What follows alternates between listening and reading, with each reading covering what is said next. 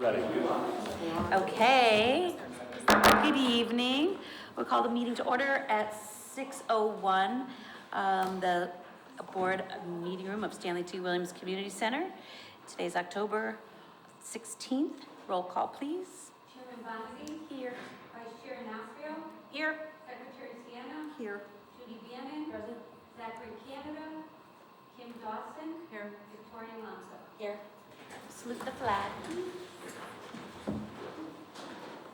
Allegiance to the flag of the United States of America and to the republic for which it stands, one nation, under God, indivisible, with liberty and justice for all.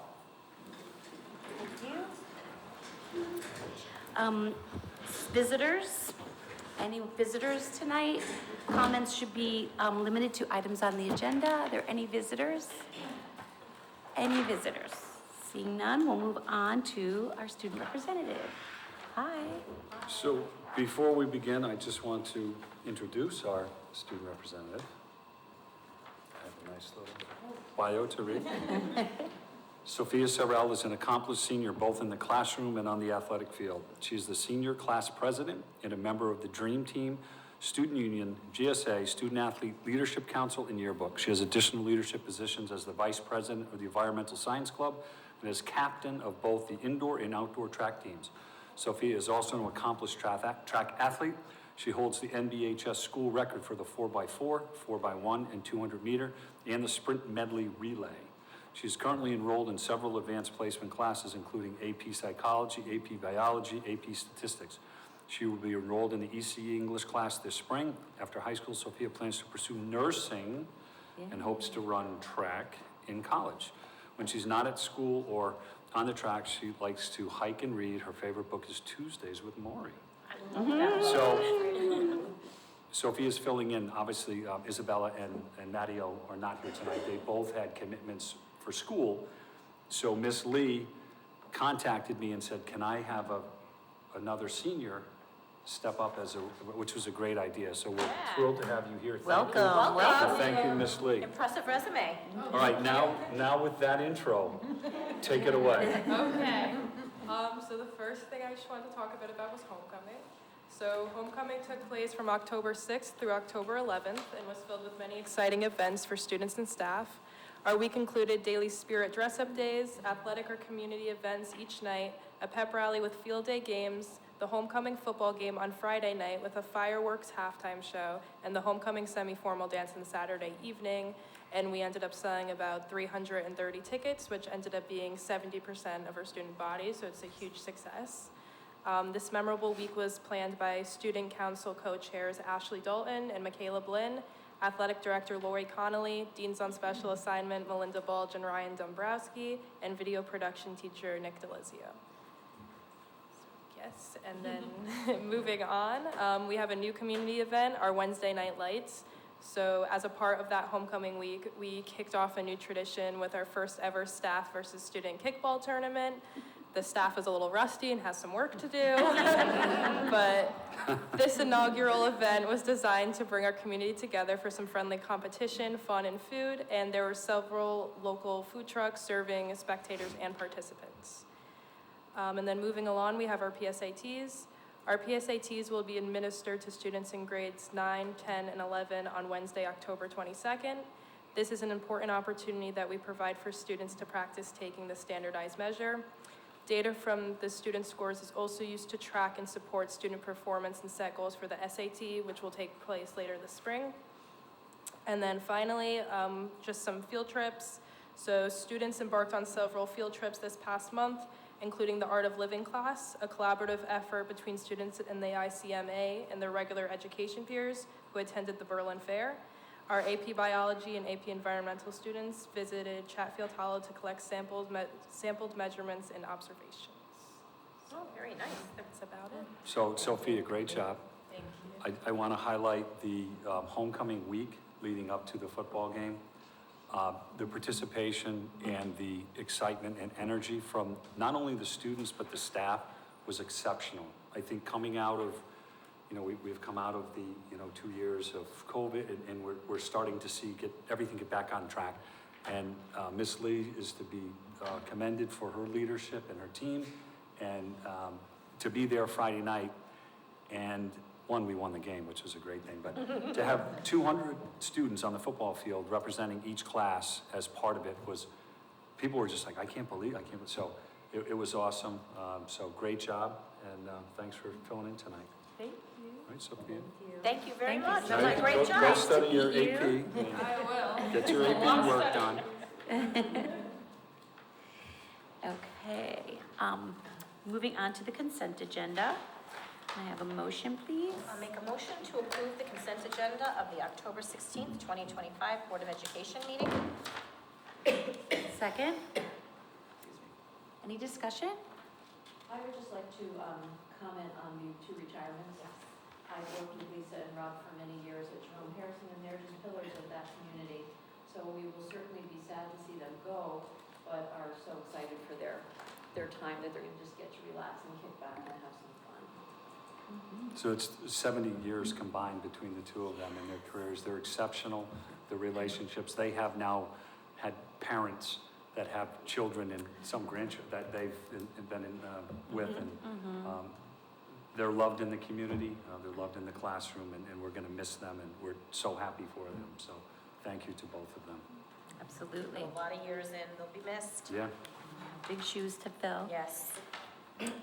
Any other discussion? I think the field trip sounds like a lot of fun. New York That's City? an amazingly funny show. Is it? They're gonna love it. I haven't seen that one. I hope they do. Everything will go right at the play that goes wrong. The place that goes wrong. Okay. All right, we'll take a vote then to accept the consent agenda. All in favor, please say aye. Aye. Any opposed? Any abstentions? Passes unanimously. Okay. Superintendent's report? Thank you. You have the board briefs in front of you. I'm sure you had an opportunity to look at each building and see what's going on. We're off and running. Obviously, it's halfway through October. It's hard to believe that we're, in a couple of weeks, we're going to be into November and Thanksgiving coming up.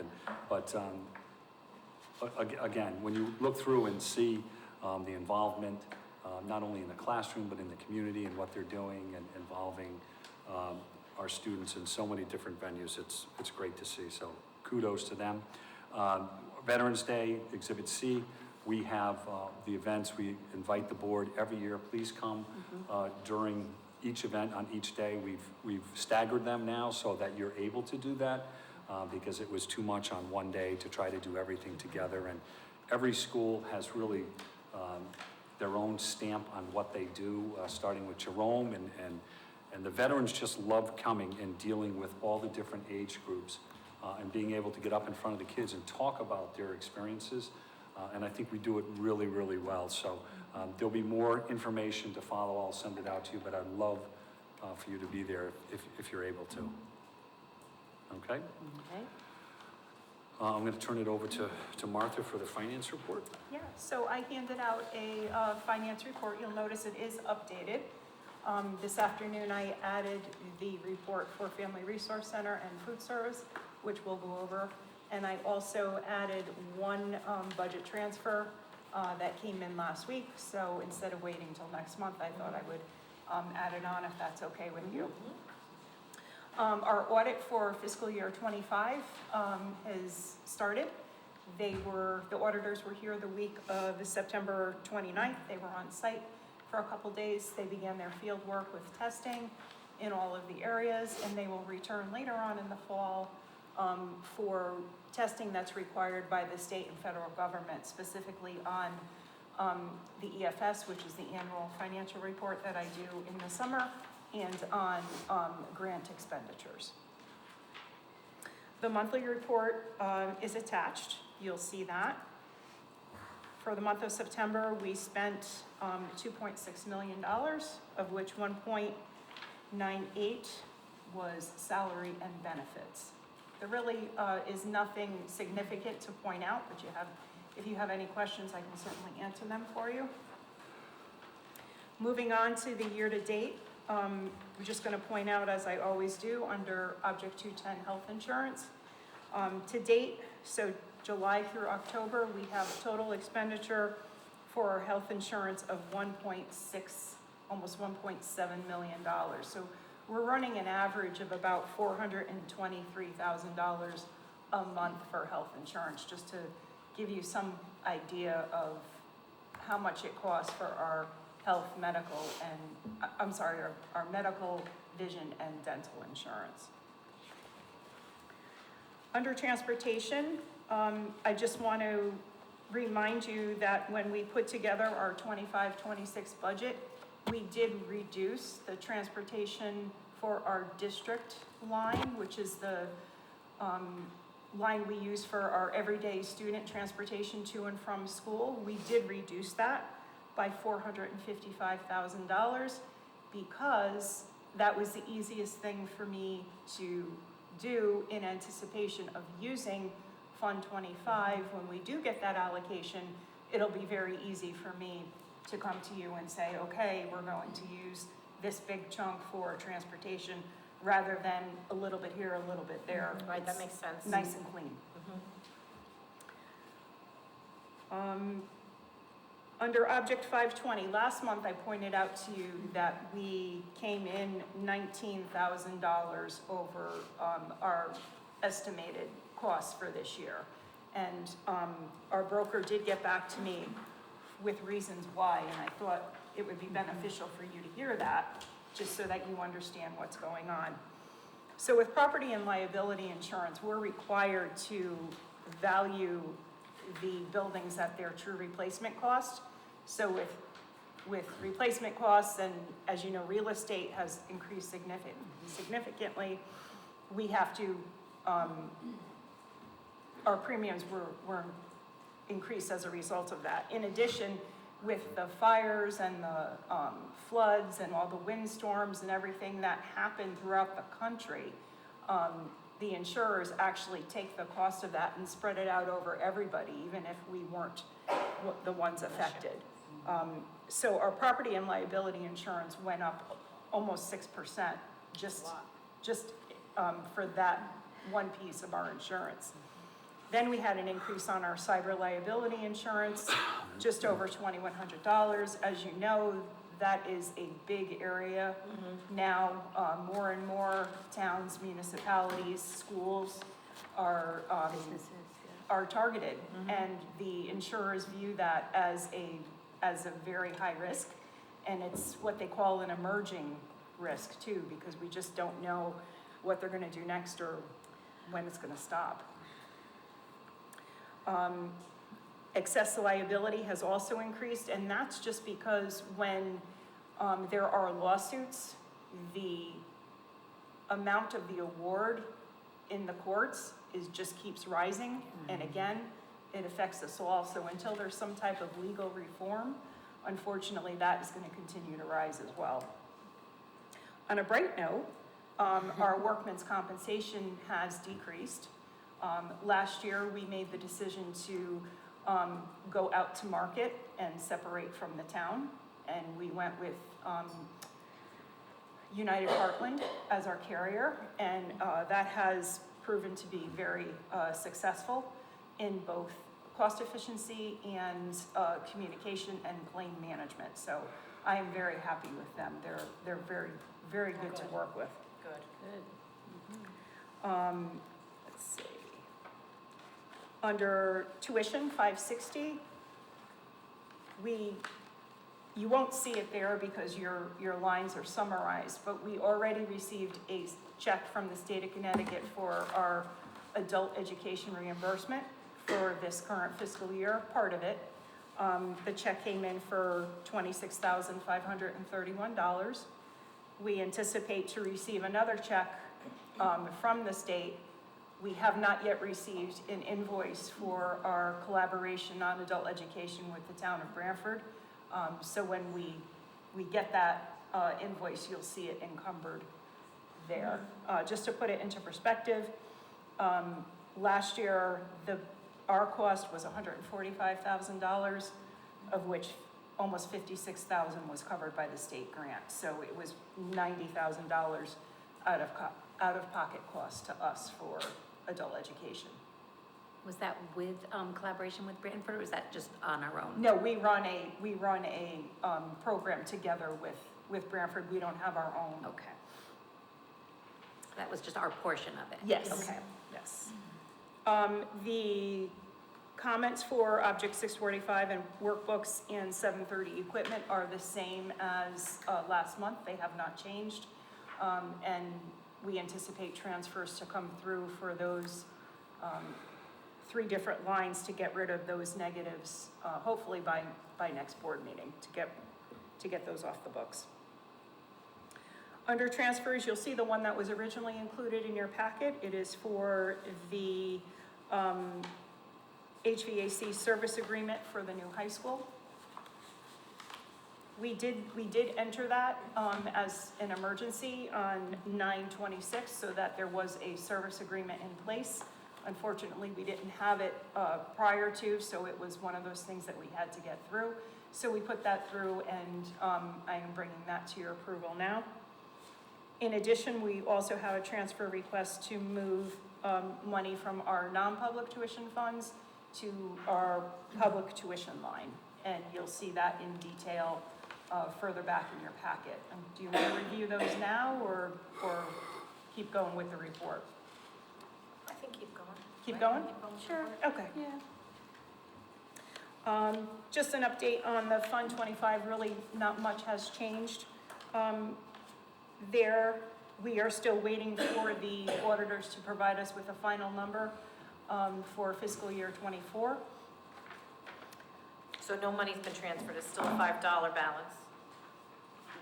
Yes, but we do know of 2 audit corrections that need to be booked, which will change that $5. One was closing out a purchase order that was open, and then the other one will be a credit to the expenditure for the gym equipment at the new high school. So when you take those 2 entries, those funds will be added back to the $5, which will increase the Right, $5. it just hasn't yet, though. Yes, correct. Right. Correct. Okay. And we do anticipate the current fiscal year audit, so current, when I mean the one that just ended, fiscal year 2025 to be complete by December, and then we should know what amount we will have available at the end of fiscal year '25 that will also be added to our non-lapsing account. We should know that what, like by January, February? Yeah, once the audit, the auditors have to have it to the state. I believe they changed the date. I believe they have until the end of January now. Okay. But typically, it's at the end of December, where you have to have the audit filed with the state, and then we'll know for certain the entry for fiscal year '25. So we anticipate two entries, one from fiscal year '24 and one from fiscal year '25. Has this ever happened before, where you had one year where you didn't have anything in the non-lapsing account? In my tenure here, no, but the reason why we had nothing in that account is because we were directed to spend it down. And to my knowledge, there's never been a year where the audit from the previous Was year so wasn't delayed. complete, Yeah, so. Yeah, we're waiting on, yeah, we're complete, we're audited, we're done. We're waiting Right. on, so. yep, okay. Family Resource Center, you'll see now on your updated report, there is a report there included in your packet. So it is a snapshot as of as of September 30th. It shows anticipated revenue of just over 24,000.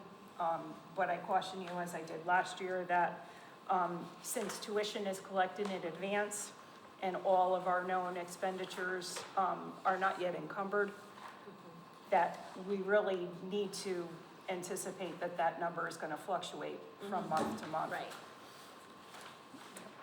Food service report has been added for you as well. September, we had a really great month.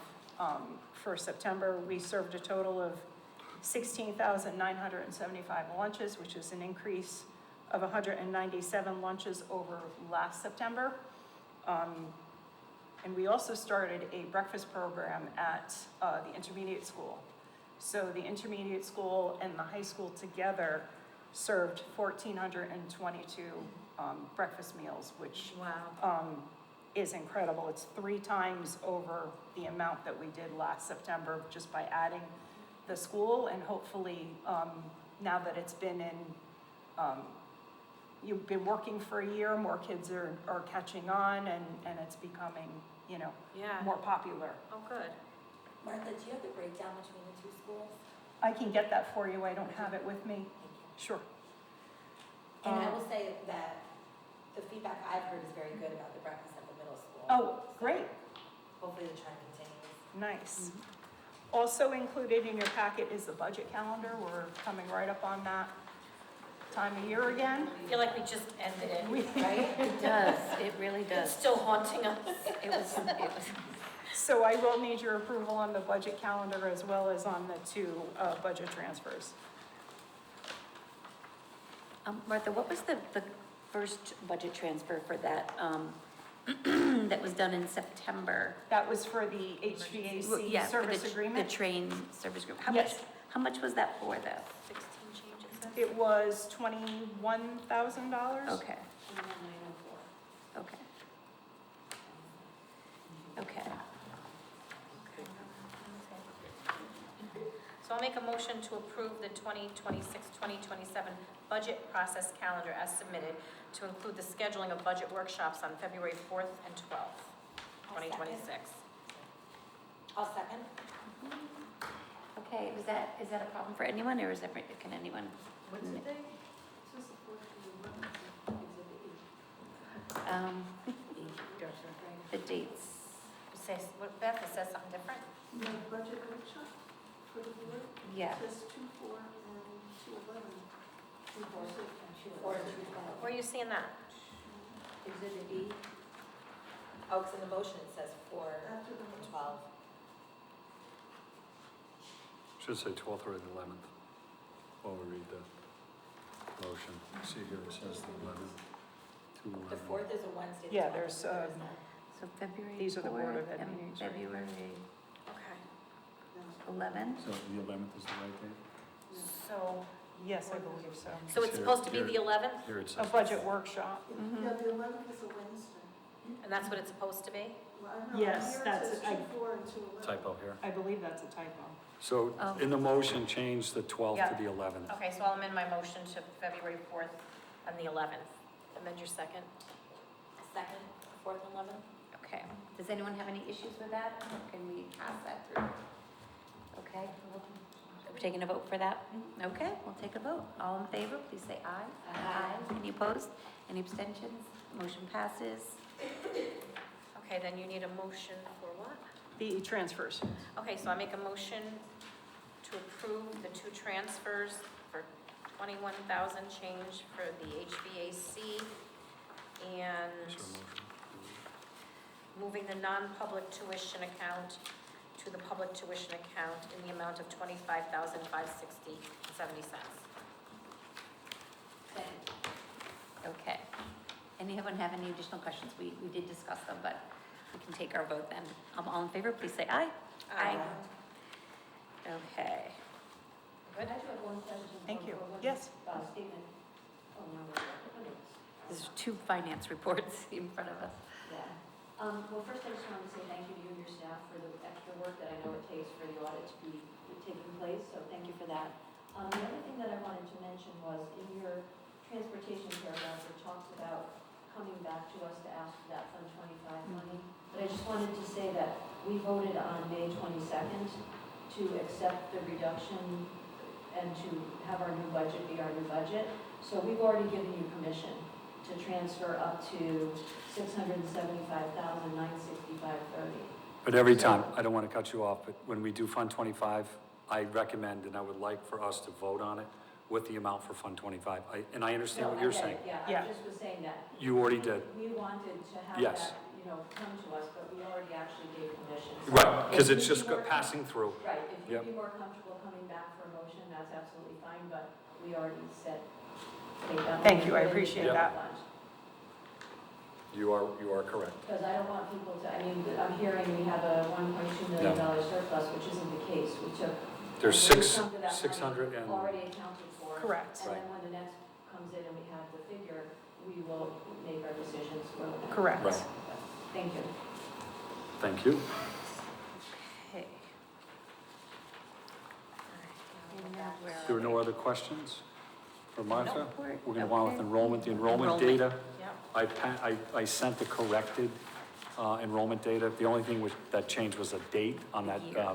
page from, it read up to 24. It's 25, 24, 23. So you can see over 3 years, we've increased by 11 students in 3 years, okay? And the reverse side is just the current student enrollment that we have to submit to the state.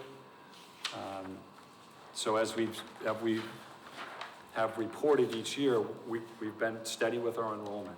Over 3 years, we're starting to see a slight increase of 11 students in total over the 3 years,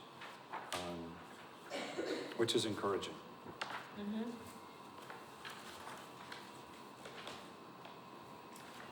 Okay. Okay, if there's no other questions on the enrollment, I'm going to have Dr. Welch do the student performance data. That's a PowerPoint, so we're going Turn the lights. to, We need the we'll lights let down. him get set up and then we'll turn the lights off just so we plug the right computer in.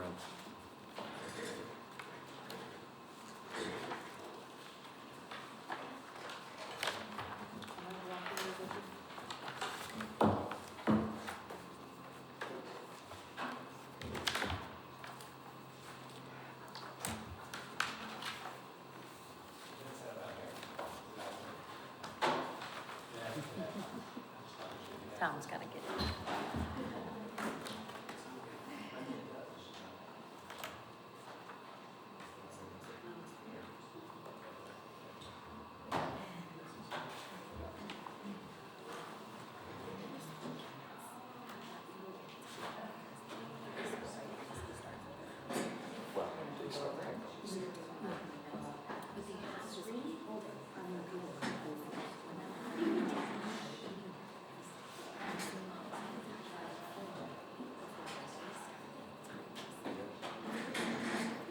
It's a good thing. Some of those kids still hand up. It's like they're wondering. This time, yeah, it's changed.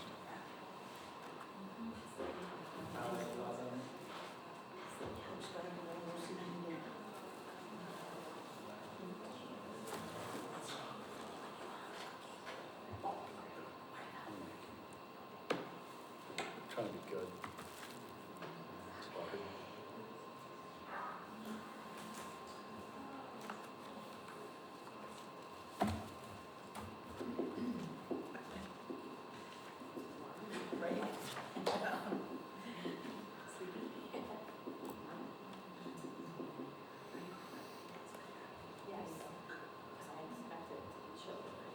You never know when you're here.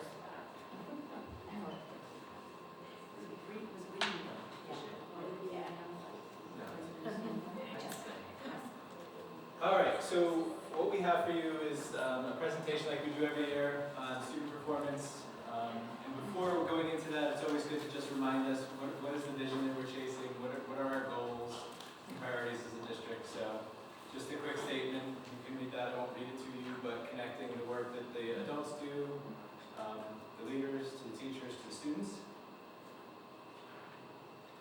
District priorities, I know you've seen these, you see these at budget time.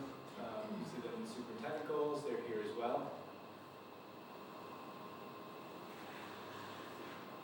And our district goals is spread across the continuum of students pre-K all the way to 22. So just good to remind us, center us on those. A new slide for you this year, just I thought it would be useful. We've talked in these presentations before about the idea of data and what do we look at. So at this presentation, it's kind of that satellite data. It's the end of the year, standardized test scores, it's kind of that snapshot. And the idea of the satellite, the 30,000 foot view.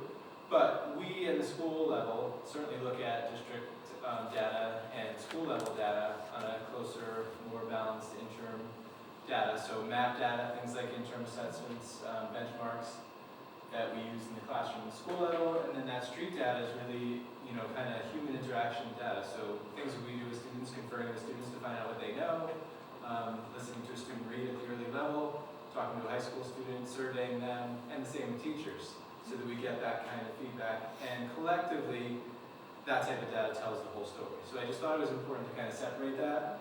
And when we look at this presentation, which is really that 30,000-foot view, we talk kind of in district level a lot about the performance index scores, and that's a state measure that's used to kind of evaluate how schools are doing related to performance criteria that they set. It's a complex statistical analysis. I don't have that analysis or formula for you, but we get it rated each year. And we look for a score of 80 or above means that you're doing outstanding work. Kind of that mid-range 70 to 80 means that you're where the state expects you to be, and anything below 70, there's room to grow. The reason they use the performance index measure is it tells kind of a comprehensive look at data and performance. It doesn't just look at that snapshot like we talked about here. It looks at growth as well. So the state considers it a more fair and balanced measure than just percent proficient. And we'll kind of look at both of those in this presentation.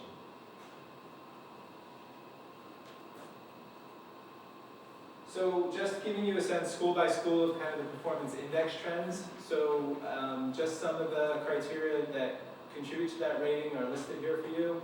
And in the green, it means we're trending in the right area and things are looking good. So the high schools, we don't have the 24, 25 scores yet. Those are out kind of the end of November typically, but we expect the high schools' performance index rating to go up and to be approaching that 80 score mark. And you can see they've done a nice job really improving all indicators. On each slide here for the school, I just put for you, so there's reference to what high needs means, what fitness scores mean, and what chronic absenteeism is. And again, these are state indicated criteria that they're tracking and they want us to do well. So all of those we look for the up, with the exception of the chronic absenteeism. The green would be down, so we're decreasing the number of students that are chronically absent is a good thing, whereas increasing that would not be. Moving on, the intermediate school. So I know we talk sometimes, there's efforts made. We're looking to continue to improve that score, and I think when you think about performance index ratings, it shows you a lot of green there. So there are efforts being made, there is growth happening there, and that it's steady, and we need it to continue to grow, but that's happening. So although the total indicator score is not where we want it to be, it's trending in the right direction. And you can see, even with the red, it's down 1%, that's not a huge dip down, and chronic absenteeism is up 3%, meaning a few more students are chronically absent. I will say for all of our schools, the chronic absenteeism rate is well below what the state averages. The state averages 17% of students being chronically absent. And the goal for the state is around 5%. Our scores are anywhere from about 6 to 8%. All of our schools are under 10%. Setauket Valley, you can see their index score, as you know, has been a pretty positive and consistent trend. Although you see 2 red areas, it doesn't mean the sky is falling and things are terrible. It just means those areas need continued focus and growth. We expect their score to stay around the same in this year's measure. In talking to TBS, kind of looking at that down in math, there's one particular grade level that saw a dip down last year, and there's been some efforts to address that. And like I said, with chronic absenteeism, a change of 1% doesn't put our score anywhere where we're super concerned that things are not going well. So with that kind of behind you, the next slides go into what you're typically used to seeing, which is kind of the scores, those snapshot scores, and how we did on the Smarter Balanced, and the NGSS assessment, and the SAT.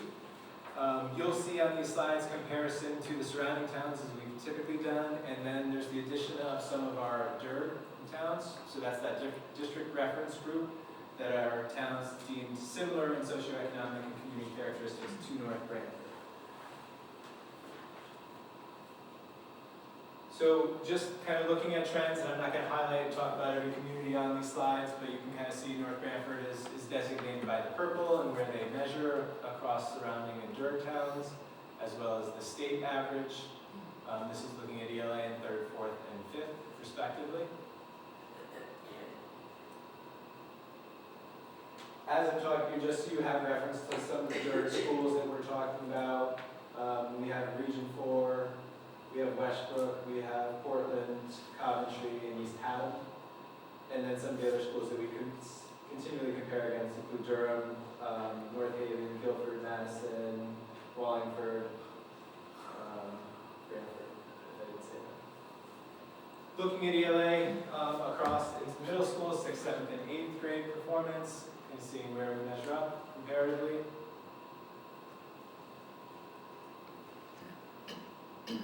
Moving on to math performance, 3rd, 4th, and 5th grade.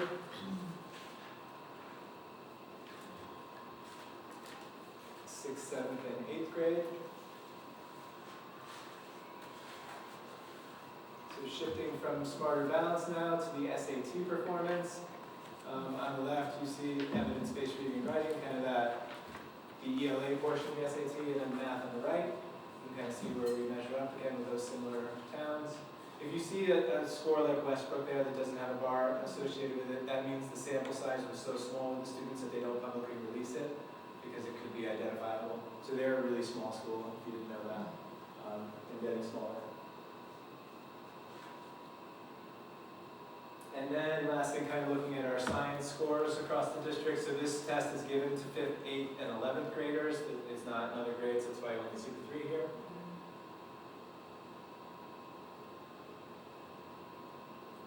And then kind of giving you kind of what are we doing about it. So just so you see kind of some of the things that we do on an internal level to improve scores.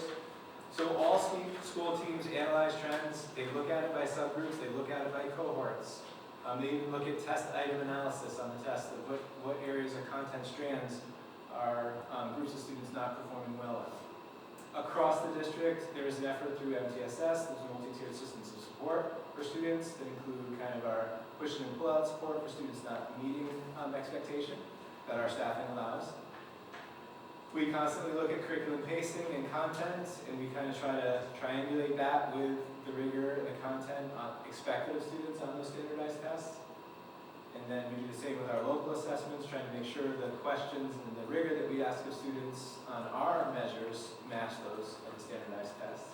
And then that continuous effort, kind of K-12, to build that sense of pride in students, that sense of stamina to push through, and making sure they're familiar with the test tools, the technology tools, so that when they sit down and take the test, they're giving their best effort and trying their hardest to show what they know. That's really important. And then kind of just bringing it back to those first slides, kind of vision and what we do here. We kind of commit to promoting those thinking cultures. That's kind of the instruction that we chase. Really building those dispositions for success in students, those SEL soft skills, the vision of the graduate, supporting all students again through that behavior and academic support. And then trying to align the professional learning to support whatever we're finding the needs are in curriculum or instruction or and what we're seeing with students. And then as you know, every year there are district goals for continuous improvement that talk about the scores, and each school does some comprehensive school-based action plans to improve scores. And that's kind of the overall summary. So if you have any questions, I'm happy to answer them. Or if there's anything else you want to know. If not, I'll turn it back over to Scott. So, I had a quick question. For students with chronic absenteeism, how does the district handle that? Great question. So at a district level, and I don't want to put Kathy on the spot, but the mental health team in Kathy Thompson works to build kind of supports and systems in place where we're tracking and taking care of all kids. But at the school level, every school has a team, including the administrator, that works to make sure they identify the kids that are at risk, and then we're making real personal connections at home with the family to prioritize school, to let them know they're absent, to bring them into the school, and impress upon them the importance of being in school. So it's a real team approach and a personalized approach to the student and the family. Thank you. So just spinning off of Carter mentioned my goals, and you've seen all of them regarding student data and the emphasis on the middle school. I had the opportunity to meet with the 6th, 7th, and 8th grade math teachers during the first month, the first week in October. Actually, it was late September. And just kind of go through what my goals were in alignment with what the board wanted to see the emphasis on at those levels. So it was a very healthy conversation. The administrative team was there as well. And we charged them with looking at other districts surrounding us that have had successes at those levels and what they're doing. I'm not so concerned about our DIRG. They're smaller schools. Some of those schools don't have high schools. We're a DIRG E. Every other school that we compare ourselves is either A or B or C, if you look at Madison, Guilford, and the like, and that's based upon, combined income in the community, all of those demographics that we spoke about, their master's degree in-house with families, the highest level of education. So we're not looking so much as our DIRG, but as what we look at with other similar communities. So we looked at North Haven, and North Haven had success over the last few years, and Ms. Dahlstrom was charged with connecting with North Haven, coming up with some ideas of what they were doing, and we have a rep coming in with a platform, a computer-based platform for math that aligns with the curriculum and the assessment, and they're going to look at what they are doing at those 3 grade levels so that it's easy access at home with their Chromebooks, and then at school, when we do that tiered instruction for pullout, it's ready-made. It's repetition, it's like anything else. If you're a baseball player and you can't hit a curveball, you practice on hitting a curveball. So we own it, we don't make excuses for it, and we know what we want to improve upon. And I think that the team has a lot of buy-in, and they're really focused on getting this, improved. Great, good luck. I hope that works. Okay? All right. There are no town manager updates at this time. The renovation project, I'm just going to read 2 things from that report. I communicate with Gil Bain once or twice a month and just do a checkpoint, and I report back to you. Epoxy flooring at both the boys and girls locker room is going to take place on November 11th through the 14th. That's a flex time where they can come in and redo the floors in the locker rooms. We also have whiteboard issues. We have 3 whiteboards. You know that we were resurfacing those whiteboards, and a number of them were complete, but 3 are still having problems. And there's some instructions not to use pink, don't use red on those boards because they stain. And then when you use the cloth to clean them, they have to be thrown out after X amount of uses on the board. So Ms. Lee has been working with that project manager to come back in, look at those 3 boards. If they have to resurface them again, they'll resurface them again. He understands that. The next piece was the balance of glass replacement. We have approximately 35 glass pieces to replace. They're awaiting shipment on those, and they're hoping for that to be at the end of the month. So 35 new pieces coming in. There's a minor roof leak at the green roof area above the media center. When you walk out the door at the science room, 2nd floor, you'll see that our outdoor greenhouse growing area is all pulled back because we're trying to find a water leak there. Okay, so that's actively going on as we speak. The landscaping in the backside of the building has been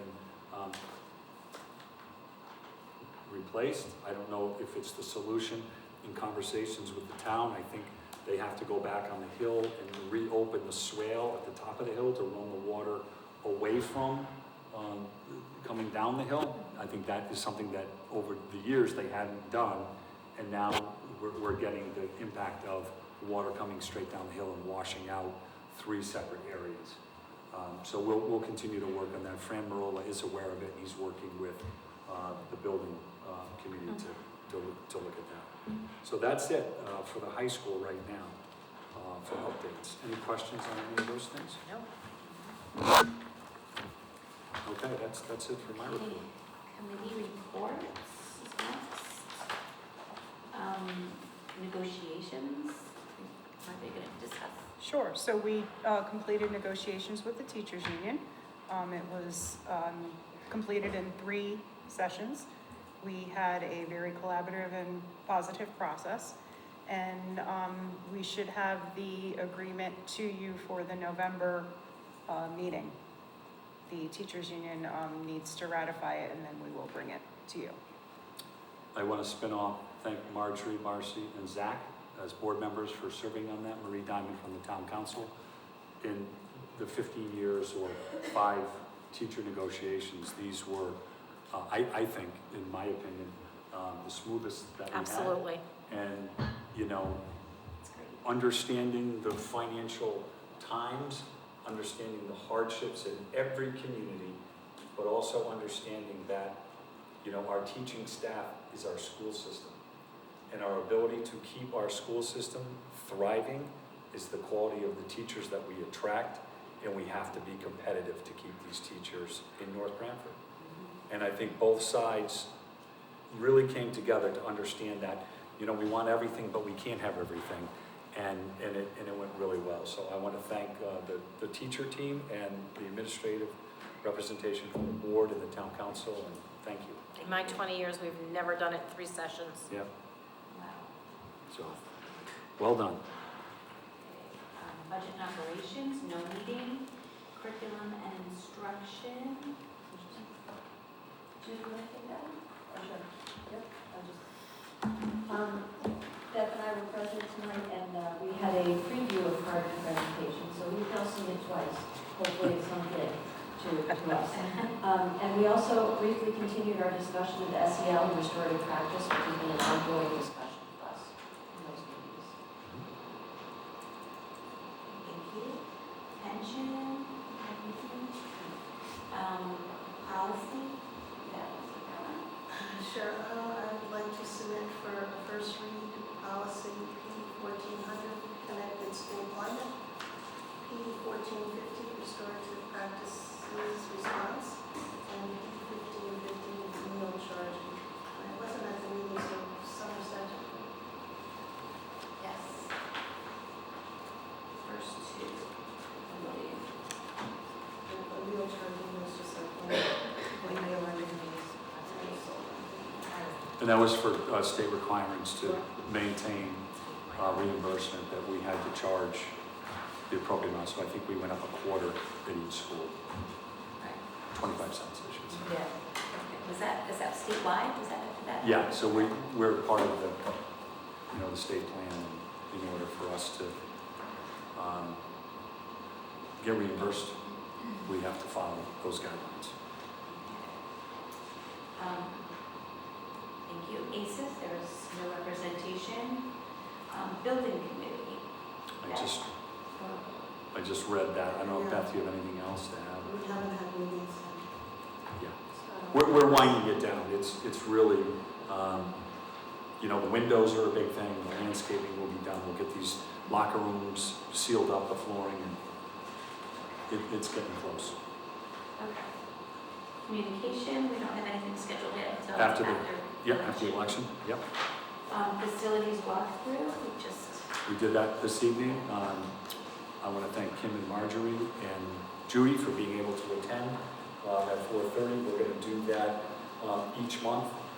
We've targeted the auditorium as a building as well, along with the intermediate school. We're not going to do the high school, obviously, because it's brand new, but then Jerome. So we do the walkthrough approximately 45 minutes to an hour. We have a 6-page handout that we look at 8 issues, capital-like issues, under heating and cooling, lighting, we look at playgrounds, the technology piece, the cafeteria, and equipment that they may need. So what we'll do is we'll compile all of the data for each school, and we'll sum it out over a 5-year plan, investment plan, and we'll prioritize it. So at the end of this year, when we build this budget, we know from all the buildings what we're looking at and in the direction we want to go. We're requesting capital amounts. Is that going to be, like, you went today before our curriculum meeting, is that next one going to be for curriculum? Yes, so they start at 4:30, I mean, if more people want to go and they can't go, I can change the date of it. I was trying to keep it so that if you're out that night, you can come at 4:30 and then you get curriculum. And we really moved today. I mean, I was like, let's go. Come on. But I think it was helpful. I think all of the feedback was positive, and you know, you get to see the We really get to the see bowels of the building, and you know, the age of these older buildings. So Mhm. it was good. So thanks to John, Tom, Martha, and Christina Premier for being part of those walks. Yes, the wealth of information there. Yep. There we go. Okay, new business. I would just like to take a minute and thank Zach, although he's not here. Oh, I had that on my thing. You stole my. All right, go for it. No, it's your time. No, thank Zach for his service with us. His That time was good. dedication, and he took on one of the biggest subcommittees that there is, the Permanent Project Building Committee, you know, You it's bet. a lot of meetings, I bet. Long Trooped meeting. through it, a lot of fun, right? Your name's on that high school sign. It is. Okay. I will You move heard on it. whether you want me to or not. You heard it. On that sign. What do we But do no. with the dedication? Once that last 35th pane is in the window, and then we'll cut a ribbon. I don't have much hope. No, they're gonna finish. But no, I wanted to thank, you know, Zach and anyone running, coming up in the next month in November. It's been a pleasure, whatever happens. Obviously, I didn't control any of it, but I want to wish everyone the best of luck, and thank you for your efforts and everything that you've accomplished to this point, and we look forward to moving forward in November with whoever's sitting in front of us. Excellent, Okay. thank you. Visitors and press? Any visitors who would like to speak? Anyone from the press who would like to address the board? Seeing none, good, we have good of the board next. Right. Okay. Next regular Board of Education meeting is scheduled for Thursday, November 20th, 2025 at 6 p.m. Motion to adjourn. All in favor of adjourning? Say aye. Aye. Everyone have a good night. Thank you, everybody. Thanks for being here.